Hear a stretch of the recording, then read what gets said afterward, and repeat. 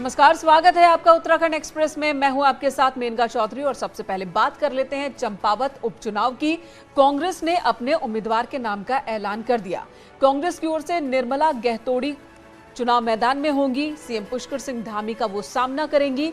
BJP की ओर से CM Pushkar Singh Dhami चुनाव लड़ रहे हैं। बीजेपी ने दावा किया है कि कांग्रेस प्रत्याशी की जमानत भी जब्त हो जाएगी।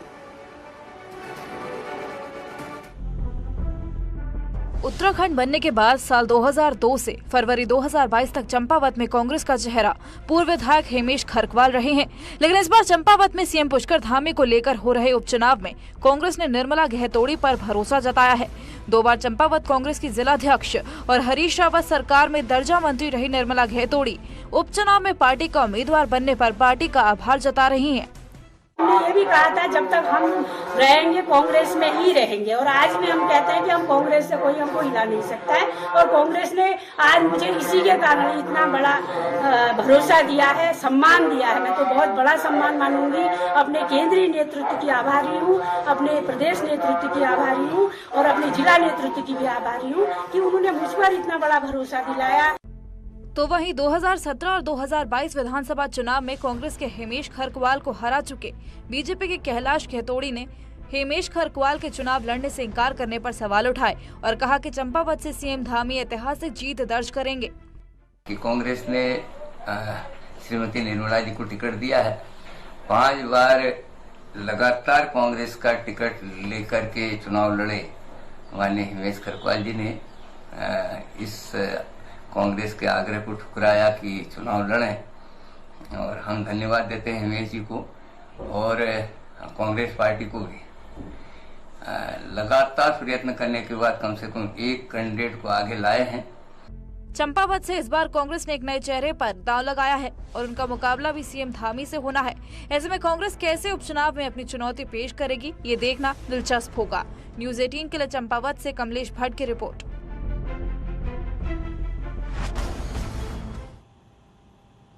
इधर कांग्रेस ने भले ही चंपावत उपचुनाव में निर्मला गहतोड़ी को उम्मीदवार बना दिया, लेकिन सीएम धामी ने उपचुनाव में बीजेपी की जीत का भरोसा जताया। नैनीताल के घोड़ाखाल पहुंचे सीएम धामी ने कहा कि गोलजीव भगवान न्याय करेंगे और चंपावत से ही सभी जगह गोलजीव गए हैं। सीएम पुष्कर सिंह धामी ने कहा कि उन्हें भी गोलजीव ने ही चंपावत बुलाया है और उन्हें सेवा करने का मौका मिलेगा। अब ये गोलजू की वो भूमि है, चंपावत से ही गोलजू सब जगह गए थे, तो मैं समझता हूँ कि उनके आशीर्वाद से और उन्होंने ही वहाँ बुलाया है सेवा करने के लिए, तो वहाँ की सेवा करेंगे। इधर परिवहन मंत्री और चंपावत उपचुनाव के प्रभारी मंत्री चंदन रामदास ने कहा कि कांग्रेस रसातल में है। उपचुनाव में सीएम धामी भारी मतों से जीत दर्ज करेंगे। उपचुनाव में कांग्रेस की जमानत जब्त हो जाएगी। रुद्रपुर पहुंचे चंदन रामदास ने कहा कि सीएम धामी की लोकप्रियता सभी में है और सभी लोग सीएम धामी को जिताने के लिए कटिबद्ध हैं।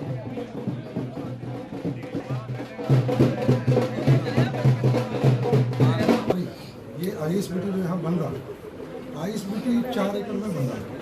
4 एकड़ कांग्रेस इसमें बिल्कुल नेतृत्व में है, जिनको उम्मीदवार नहीं मिला है। तो स्पष्ट स्थिति आप समझ सकते हैं कि हमारे माननीय मुख्यमंत्री पुष्कर सिंह धामी का जो उनकी लोकप्रियता है और जो इस समय स्थिति है कि प्रत्येक जनपद का वासी उनको ऐतिहासिक जीत दिलाने के लिए कटिबद्ध है।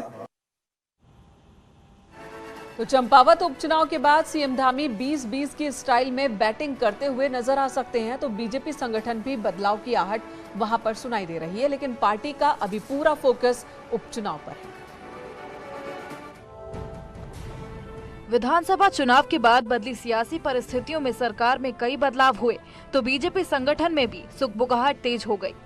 ऋतु खंडूरी के विधानसभा अध्यक्ष बनने के बाद महिला मोर्चा की अध्यक्ष का चयन होना था, तो संगठन में भी 3 उपाध्यक्ष समेत कई पदों पर बदलाव होने हैं। सरकार में भी दायित्व आवंटन से लेकर कैबिनेट की खाली पड़ी 3 सीटों पर तस्वीर साफ होनी है। मंत्री गणेश जोशी का कहना है कि चंपावत उपचुनाव के बाद ये सारे फैसले होंगे, यानी सियासी पिच पर फुल फॉर्म में आने के बाद धामी ताबड़तोड़ बैटिंग कर सकते हैं। पूरा फोकस माननीय मुख्यमंत्री जी की सीट पर है, चुनाव पर है। हम चाहते हैं कि रिकॉर्ड वोटों से पुष्कर सिंह धामी जी ये चुनाव जीतें, और मुख्यमंत्री जी के चुनाव के बाद चाहे संगठन की बात हो, चाहे दायित्व की बात हो, केंद्रीय नेतृत्व प्रदेश नेतृत्व उसको तय करेगा और उसके बाद ही इस पर ध्यान दिया जाए। फिलहाल फोकस चंपावत उपचुनाव पर है।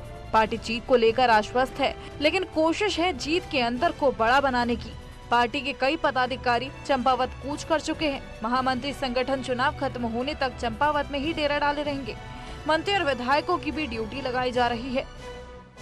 हमारे पास पूरी व्यवस्था है कि इस चुनाव में हम कहां जीते, कहां हारे, कहां हमको कितना प्रयत्न करना है, उस सब पर पार्टी का काम हो रहा है और हम मैक्सिमम बूथों को वहां जीतेंगे। हमारा लक्ष्य हर बूथ को जीतने का।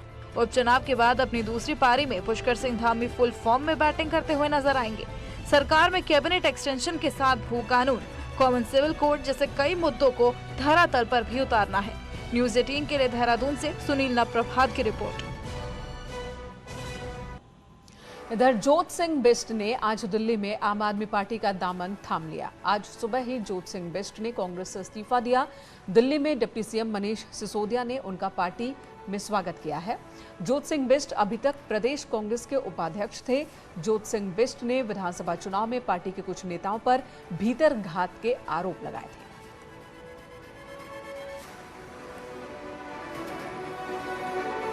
देहरादून में वेलहम गर्ल्स स्कूल में स्टूडेंट्स लगातार कोविड पॉजिटिव आ रहे हैं। अब तक 16 स्टूडेंट्स की रिपोर्ट पॉजिटिव आने के बाद शिक्षा विभाग और स्वास्थ्य विभाग दोनों ही टेंशन में हैं।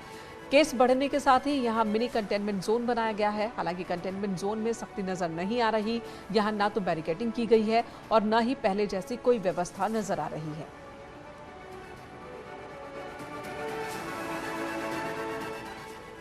उत्तराखंड में पीएम किसान सम्मान निधि के तहत 17,000 से ज्यादा किसानों ने से वसूली हो चुकी है। ये किसान जांच में अपात्र पाए गए हैं। इनमें इनकम टैक्स देने वाले और कई सरकारी कर्मचारी भी शामिल हैं जो किसान बनकर जिन्होंने किसान सम्मान निधि हासिल की।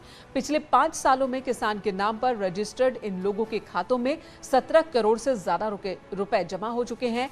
इनमें से अभी तक 2.25 करोड़ की वसूली हुई है। पीएम किसान सम्मान निधि में उत्तराखंड से 9,47,000 किसान रजिस्टर्ड हैं। इनमें अभी भी 42,000 किसान ऐसे हैं जिनकी जांच नहीं हो पाई है। सरकार की अब कोशिश है कि सीएम किसान सम्मान निधि योजना लॉन्च करने से पहले पूरी सूची को शॉर्टलिस्ट कर लिया जाए।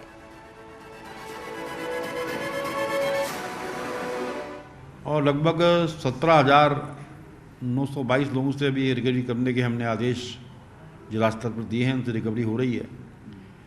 और भी इस प्रकार से अगर कोई व्यक्ति होगा जो इसका पात्र नहीं होगा, उससे हमारी सरकार रिकवरी करेगी, क्योंकि इसके मानक तय हैं। इनकम टैक्स के लोग इसके दायरे में नहीं आते हैं और इस पर जो है सख्ती से हमारी सरकार काम करेगी। इधर हरिद्वार में आए दिन यात्रियों और स्थानीय दुकानदारों के बीच मारपीट की घटनाएं सामने आ रही हैं। ताजा मामला हरिद्वार रेलवे स्टेशन का है, जहां पर यात्रियों और दुकानदारों के बीच किसी सामान को खरीदने को लेकर कहासुनी शुरू हुई और देखते देखते मारपीट शुरू हो गई। मारपीट की इस घटना का किसी ने वीडियो बनाया जो वायरल हो रहा है। कुछ लोग एक व्यक्ति को बुरी तरह से पीटते नजर आ रहे हैं। इस दौरान पीटने वाले यात्री के साथ एक महिला उसे बचाने की कोशिश कर रही है, लगातार गुहार लगा रही है। हालांकि अभी तक इस मामले में शिकायत न मिलने की वजह से पुलिस की ओर से कोई कार्रवाई नहीं हुई है।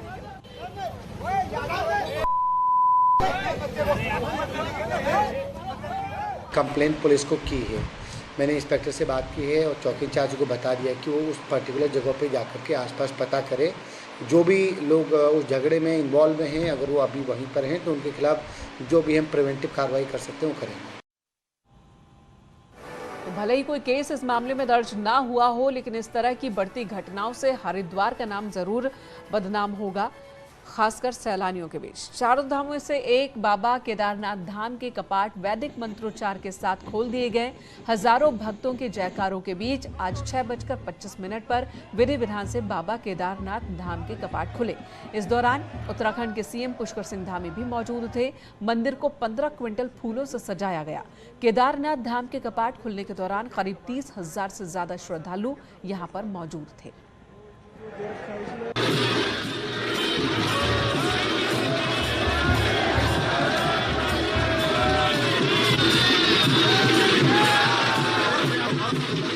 बाबा केदार के कपाट खुल गए हैं और चारधाम यात्रा पूरी तरह से शुरू हो गई है और 2 वर्षों के बाद यात्रा प्रारंभ हुई है और पूरे देश के यात्रियों का, हमारे श्रद्धालुओं का, पर्यटकों का बड़ी संख्या में आ रहे हैं।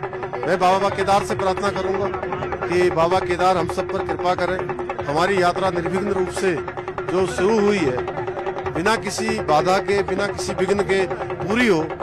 केदारनाथ धाम में श्रद्धालु का जो हुजूम उभरा है वो ये तस्वीरें आप देख सकते हैं कि केदारनाथ पहले तो मंदिर प्रांगण में देखिए हजारों की संख्या में वहाँ पे मंदिर प्रांगण में लोग हैं और वहाँ पे जो लाइनें लगी हैं वो लाइन अगर आप थोड़ा पीछे की तरफ देखें तो वो लाइन बढ़कर जहाँ वो हेलीपैड है, हेलीपैड से आगे जो रुद्रा कैंप है, रुद्रा कैंप तक पूरी लाइन श्रद्धालुओं की लगी है।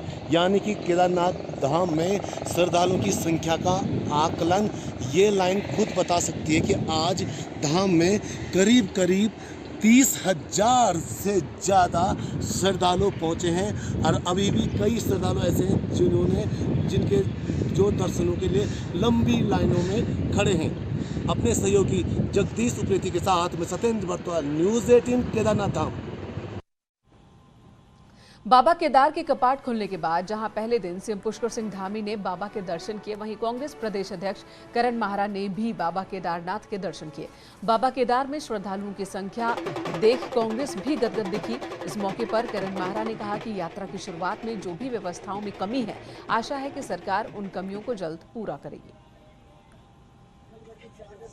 देखिए, कमियां हैं लेकिन उनको दूर कर लिया जाएगा, मेरा ये मानना है। लेकिन हाँ, लोगों के जान माल की रक्षा जरूर होनी चाहिए। कई जगह बैरिकेडिंग्स नहीं है, ये सारी चीज़ों पर मेरे ख्याल से प्रशासन अब ध्यान देगा।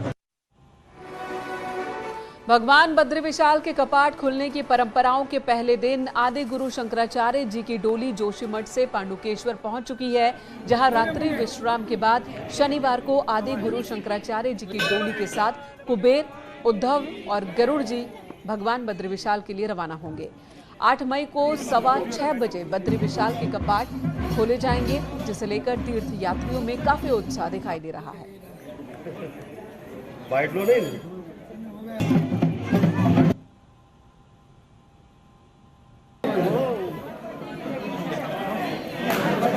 बोलो भगवान बद्री विशाल की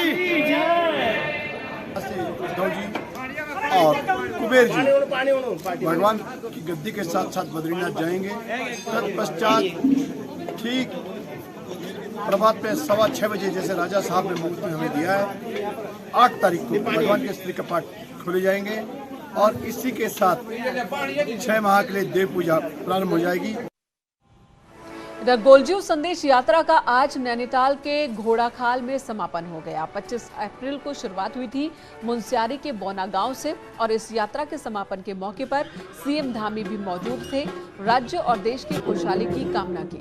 सीएम ने कहा कि राज्य में कोरोना के बाद यात्राएं अब शुरू हो चुकी हैं, लिहाजा जो आए उन्हें सुरक्षित यात्रा का संदेश मिले।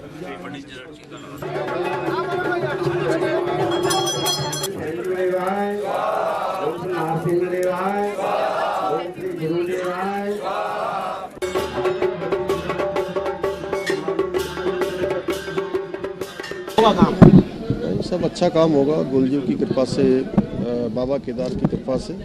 आज बाबा केदार के कपाट भी खुल रहे हैं और आज गोलजीव की जो यात्रा निकाली थी उस यात्रा का भी आज यहाँ पर समापन हो रहा है।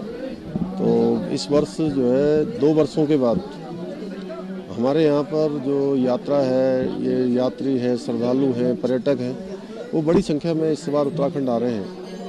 हम गोलजीव से प्रार्थना करते हैं, बाबा केदार से प्रार्थना करते हैं कि सभी यात्री यहाँ पर आएँ, सकुशल आएँ, सकुशल जाएँ, सबकी यात्रा सुगम हो, सरल हो और सभी स्वस्थ रहें, उत्तराखंड राज्य हमारा आगे बढ़े। यहाँ रुकेंगे एक छोटे से ब्रेक के लिए, खबरें जारी हैं।